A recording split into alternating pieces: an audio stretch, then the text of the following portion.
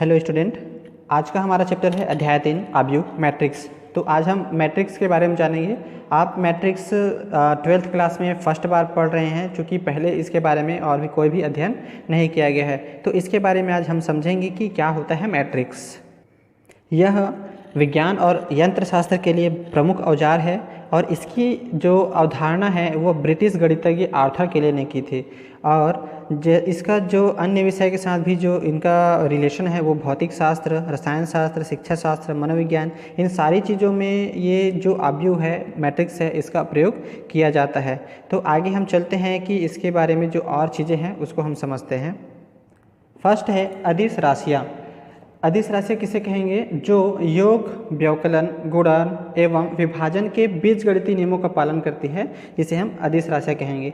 ये वास्तविक हो सकती है या सम्मिश्र भी हो सकती है। फॉर एग्जांपल हम देख रहे हैं कि यहाँ पर वास्तविक संख्या में हमारा जैसे कि 2, 3, 4 इस तरह का हम ले सकते हैं, और सम्मिश्र संख्या में हम ले सकते हैं कि 2i जो हमारा क्या है वो सम्मिश्र संख्या में शामिल रहता है। या हम ऐसा भी बोल सकते हैं कि 2 + 3i, या और भी अलग तरीके से इसका जो आंसर है हम बना सकते हैं। तो इसे हम दो तरीके से लिख सकते हैं, एक वास्तविक और एक अवास्तविक मिश्र। ठीक है, फिर आते हैं नेक्स्ट है पंक्ति। तो पंक्ति क्या होता है? पंक्ति आपका क्षैतिज रेखा को कहा जाता है। क्षैतिज मतलब जो इस क्रम में हम देखते हैं उसे क्षैतिज बोला जाता है।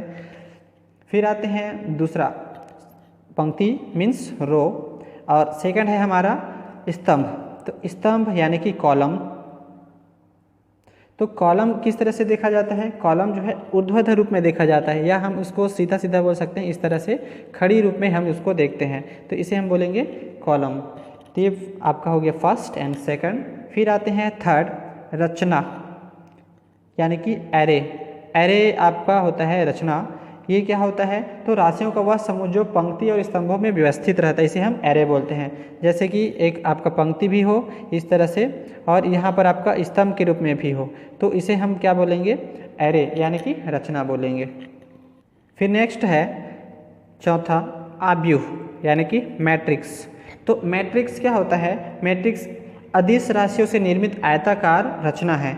आयताकार आप जानते होंगे, पहले भी पढ़ चुके हैं। आयताकार रचना है, यह निम्न प्रकार से दर्शाया जाता है। जैसे कि फर्स्ट हम देख सकते हैं, फर्स्ट हम यहाँ पर लेते हैं लघु कोष्ठक, इसे हम बोलते हैं लघु कोष्ठक। फिर सेकंड हमारा आता है यहाँ पर दूसरा, जिसे हम यहाँ पर बता सकते हैं दोहरे दंड, इसे हम बोलेंगे दोहरा दंड कोष्ठक। तो यहाँ पर हम लिखते हैं दोहरा दंड कोष्ठक। और थर्ड हमारा यहाँ पर होता है तीसरा, जिसे हम बड़ा कोष्ठक बोलते हैं। तो ये हमारा है बड़ा कोष्ठक यानी कि दीर्घ कोष्ठक। तो ये 3 रूपों में इसको व्यवस्थित किया जाता है आपका आव्यूह को। और हम यहाँ पर जो इस आपका स्टडी करने वाले हैं, जिसे हम पढ़ने वाले हैं, वह है हमारा दीर्घ कोष्ठक। हम इस अध्याय में इसके बारे में ही पढ़ेंगे। फिर नेक्स्ट है m×n आव्यूह का मानक रूप। मानक रूप यानी कि जो प्रमाणित रूप है, जिसके बारे में हम पढ़ते हैं।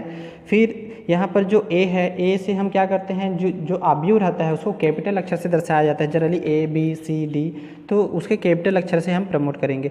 फिर देखिए a = बड़ा कोष्ठक दीर्घ कोष्ठक Aij = छोटा कोष्ठक Aij, और यहाँ पर आपका दिया दंड यानी कि दोहरा दंड कोष्ठक जो कि Aij। तो यहाँ पर a आपका i और j क्या है? तो ये तो आपका जो रूप है ये हो गया एलिमेंट्स का अवयव है, और i जो है, i आपका होता है पंक्ति।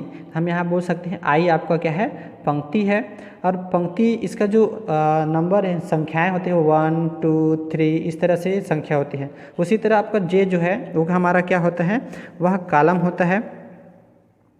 तो यानी कि स्तंभ, हम जिसको स्तंभ बोल सकते हैं, स्तंभ। तो स्तंभ हमारा, इसमें भी संख्या होता है 1, 2, 3। ये भी एक प्रकार से क्या है? प्राकृतिक संख्या ही हम इसको बोल सकते हैं, क्रमानुसार संख्या।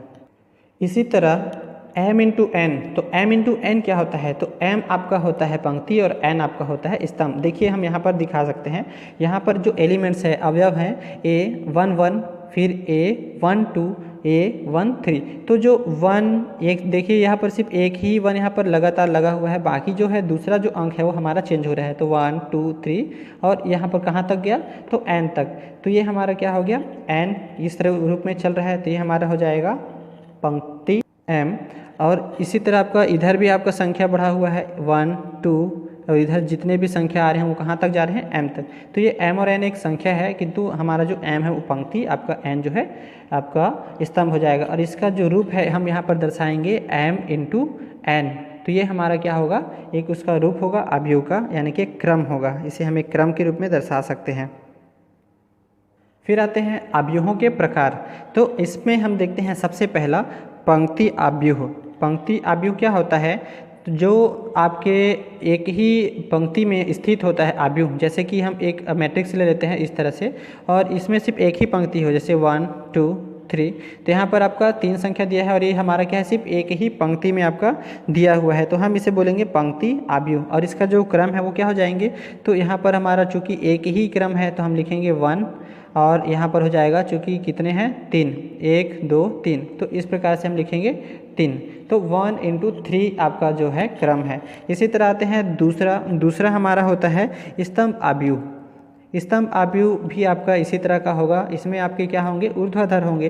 तो इस तरह से हमारा जो अवयव है मैट्रिक्स, हम जिसको ले लेते हैं इसको बड़ा कोष्ठक बोलेंगे 1 2 3। तो इसे हम बोलेंगे स्तंभ अवयव। और स्तंभ अवयव हमारा क्या होगा, तो इसका जो क्रम है वो हमारा होता है 1 2 3। तो 3 पंक्ति हमारा हो जा रहा है और 3 पंक्ति है तो हम यहाँ पर लिखेंगे 3, और इंटू हो जाएगा आपका, चूँकि एक कॉलम है तो यहाँ पर लिखेंगे 1। तो 3 इंटू 1। तो इस प्रकार से हम स्तंभ कॉलम को बता सकते हैं। फिर आते हैं नेक्स्ट शून्य अवयव।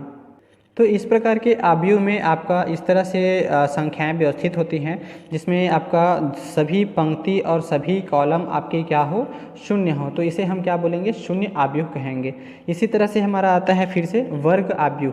तो वर्ग अवयव में आपका क्या होगा, जितने संख्या आपके पंक्ति में रहेंगे उतने ही संख्या आपके स्तंभ में भी रहेंगे। जैसे कि 1 2 3, तो यहाँ पर 2 3 4 या 3 2 1। तो इस प्रकार से 3 यहाँ भी है, 3 इधर भी है। तो कुल मिलाकर क्या है आपका वर्ग अवयव आपका होता है। इसी तरह आपका आता है मुख्य विकर्ण। तो विकर्ण हम किसे बोलेंगे, तो मुख्य विकर्ण हम यहाँ पर देख रहे हैं विकर्ण। और विकर्ण हमारा होता है इस तरह के जो हमारे संख्या होते हैं इसको हम विकर्ण बोलते हैं। ये हमारा क्या है, विकर्ण वाली संख्या है। लेकिन मुख्य विकर्ण हमारा सिर्फ ये वाली लाइन होती है, सिर्फ इसे हम ही क्या कहेंगे, मुख्य विकर्ण कहेंगे। तो अब हम कुछ प्रश्नों के साथ आगे बढ़ते हैं। तो चलिए हम चलते हैं प्रश्नावली 3.1। उसमें हम देखते हैं कुछ सरल प्रश्नों को जो हमारे समझ में बहुत आसानी से आ सकता है। प्रश्नावली 3.1 फर्स्ट प्रश्न है, अवयव जो दिया गया है आपका, इसमें कितनी पंक्तियाँ हैं। यहाँ पर सारे क्रम में आपके सवाल यहाँ पर दिए गए हैं, तो हम ये जो अवयव है इसको देखेंगे और उसके अनुसार इनके सवालों का आंसर यहाँ पर देंगे। तो सबसे पहला देखते हैं हम यहाँ पर फर्स्ट ए, कितनी पंक्तियाँ हैं। तो पंक्तियाँ हम देख सकते हैं 1 2 और 3। तो हम यहाँ बताएंगे कि टोटल कितनी पंक्तियाँ हैं, तो 3 पंक्ति हैं। फिर आते हैं नेक्स्ट, कितने स्तंभ है। तो हम बता सकते हैं 1 2 3 और 4। तो ये 4 स्तंभ है, इसलिए यहाँ पर बी का आंसर क्या हो जाएगा, 4 स्तंभ हो जाएंगे। इसी तरह हम एक पंक्ति में कितने अवयव है, तो हम अवयव भी बता सकते हैं। एक पंक्ति 1 2 3 4, 4 अवयव है। तो यहाँ पर हम लिखेंगे सी का आंसर हमारा क्या हो जाएगा, 4 अवयव हो जाएगा। तो इस तरह आप इनके जितने भी सवाल हैं उसको आप बता सकते हैं। हमने यहाँ पर आपको वर्ग क्रम सारे चीज़ें बता दिए हैं। और ये किस प्रकार का अवयव, लास्ट क्वेश्चन है, क्या यह वर्ग अवयव है।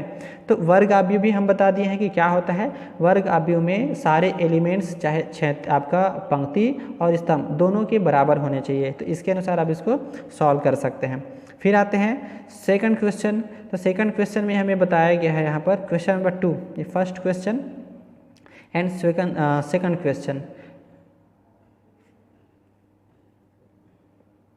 सेकंड क्वेश्चन में हमें बोला गया है कि आपका जो मैट्रिक्स है A इज इक्वल टू 1 -1 और 2 पंक्ति अवयव यहाँ पर दिया गया है। और सेकंड आपका यहाँ पर B दूसरा पंक्ति अवयव एक दिया गया है 2 3 -1 हो, तो A + B 3A + 4B ज्ञात कीजिए। तो A + B करने से हमारा क्या होगा, सबसे पहले तो आपका हम मैट्रिक्स ले लेते हैं। A इज इक्वल टू आपका मैट्रिक्स दिया गया है 1 -1 और 2। फिर यहाँ पर आपको दिया, सॉरी कॉमा यहाँ पर नहीं लगता है। और फिर सेकंड ये है B इज इक्वल टू आपका हो जाएगा यहाँ पर 2 3 एंड -1। तो ये 2 प्रकार के अवयव यहाँ पर दिए गए हैं। अब A + B, तो A + B में हम इसी तरह लिखेंगे A का अवयव 1 -1 एंड 2 और प्लस यहाँ पर हो जाएगा आपका सेकंड। बी का आव्यूह, तो बी का आव्यूह यहाँ पर 2, 3 एंड -1, कॉमा मैं बार बार यहाँ पर लगा दे रहा हूँ, लेकिन आप यहाँ पर कॉमा नहीं लगाएं, क्योंकि इसमें मैट्रिक्स में कोई कॉमा नहीं लगता है, तो ध्यान रखिएगा कि आप यहाँ पर कॉमा ना लगाएं। तो यहाँ पर हमें क्या करना है, प्लस करना है। अब जुड़ेगा कैसे, तो हमें पता होना चाहिए कि जो पहला है हमारा वो पहले के साथ ही जुड़ेगा, दूसरा दूसरे के साथ और तीसरा तीसरे के साथ ही हमें जोड़ना है। तो यहाँ पर हमारा क्या हो जाएगा, 1 और 2 टोटल कितने हो गए, 3। फिर आते हैं नेक्स्ट है हमारा -1 एंड 3, तो टोटल कितने हो जाएंगे, तो यहाँ पर हो जाएंगे 2 एंड 2 और -1 क्या हो जाएंगे, तो 1। तो ये हमारा हो गया फर्स्ट का आंसर। फिर सेकंड का हमारा आंसर क्या हो जाएगा, सेकंड यानी कि 3a, यहाँ पर हम कर रहे हैं 3a + 4b, तो 3a का मतलब होता है 3 का a मैट्रिक्स के साथ मल्टीप्लाई यानी कि गुणा, वैसे ही 4 का b मैट्रिक्स के साथ क्या होगा, मल्टीप्लाई होगा। तो हम पहले गुणा करके यहाँ पर डायरेक्ट लिखते हैं, तो क्या हो जाएगा, 3 का मल्टीप्लाई करेंगे इनके साथ, तो तीनों के साथ हमें 3 का मल्टीप्लाई करना है, तो हो जाएंगे 3 का यहाँ पर 3 ही होगा, फिर -3 एंड उसके बाद हो जाएगा 6।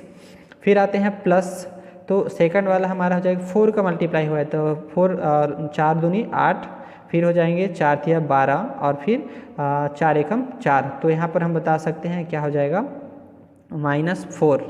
तो इसे हम जब प्लस करेंगे तो हमारा क्या आंसर आएगा, तो देखिए 3 और 8 यहाँ हो जाएंगे 11, और उसके बाद फिर हमारा क्या हो जाएगा, -3 एंड 12, -3 और 12 यानी कि टोटल कितना हो जाएंगे, तो यहाँ पर हो जाएंगे 9, फिर हो जाएगा 6 और -4 यानी कि 2, तो ये हमारा क्या हो जाएगा, मैट्रिक्स हो जाएंगे।